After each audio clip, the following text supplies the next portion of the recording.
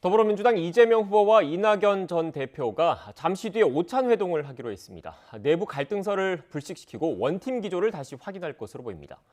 호남 방문 이틀째인 국민의힘 윤석열 후보는 민주당 텃밭인 광주 전남을 찾아서 정권 심판론을 강조할 것으로 보입니다. 취재기자 연결하겠습니다. 김승환 기자. 네, 국회입니다. 네, 이재명 후보와 이낙연 전 대표 만나는 게 얼마 만입니까? 네, 두 사람은 잠시 뒤인 12시에 서울 중구에 있는 음식점에서 오찬 회동을 할 예정입니다. 두 사람이 만나는 건 지난달 선대위 출범식 이후 50여일 만인데요. 당 관계자는 이 후보가 이 전 대표의 오찬을 요청했고 이에 이 전 대표가 응하면서 성사됐다고 설명했습니다. 이낙연 전 대표는 선대위 상임고문을 맡고 있지만 그동안 공식 행보를 자제해오면서 내부 갈등설까지 불거졌는데요. 하지만 대선이 다가오면서 호남과 중도층 확장에 이 전 대표의 역할이 필요하다는 요구가 높아져 왔습니다. 이런 상황에서 두 사람이 전격 회동에 나서면서 선대위 갈등으로 자중질환 상태인 국민의힘과 달리 원팀 기조를 확인하는 차원으로 풀이됩니다. 오늘 회동 뒤 결과를 언론에 공개 브리핑할 예정인데 그동안 자맹을 이어왔던 이낙연 전 대표가 어떤 역할을 하게 될지도 관심입니다. 이 후보는 이어서 저녁엔 열린민주당 당원 토크 콘서트에도 참석해서 민주개혁 진영의 정권 재창출과 개혁 과제에 대해서 논의합니다. 최근 진행되고 있는 당 통합 논의와 관련해서는 열린민주당 당원들의 질문에도 직접 답할 예정입니다. 이에 앞서 오후에는 이 후보 지지를 선언한 직능단체 대표자들과 함께하는 선대위 직능본부 발대식에 참석합니다.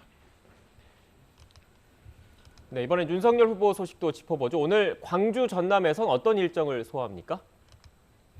윤석열 후보는 오전에 광주 AI 데이터 센터를 찾아서 현장을 둘러봤습니다. 이 자리에서 디지털 플랫폼 정부에 대한 의지를 되새기면서 광주에서 디지털 인재들이 많이 배출되도록 기대한다고 말했습니다. 이 밖에 윤 후보는 여수 광양항만공사 등을 방문할 예정인데요.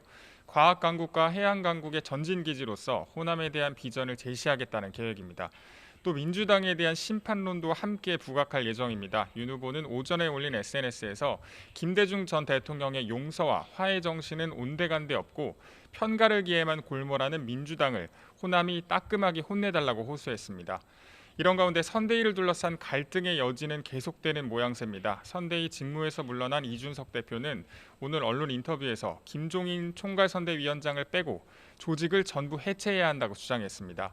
그렇지 않고는 윤석열 핵심 관계자 이른바 윤핵관 문제를 해결할 수 없다고 하면서 장제원 의원을 정치장교 등으로 빗대면서 공개 저격했습니다.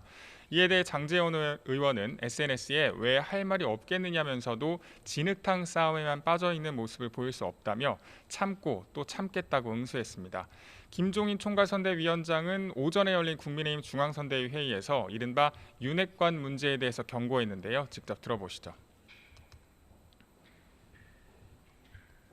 자기 기능을 최대한도로 발휘하는데 노력을 하시되 그것을 초과해가지고서 다른 어떠한 기능을 갖다 하려고 그럴 것 같으면은 그 자체가 문제가 된다는 것을 인식을 하시고서 참 거기에 대해서 많은 소위 주의를 갖다 경주해 주시고 다시 한번 이게 당부를 드립니다. 이와 함께 김 위원장은 선대위 조직을 근본적으로 개편해야 한다는 목소리도 있지만 지금 시점에서 현실적으로 실효를 거둘 수 있는 조치가 아니라고 말했습니다. 지금까지 국회에서 YTN 김승환입니다.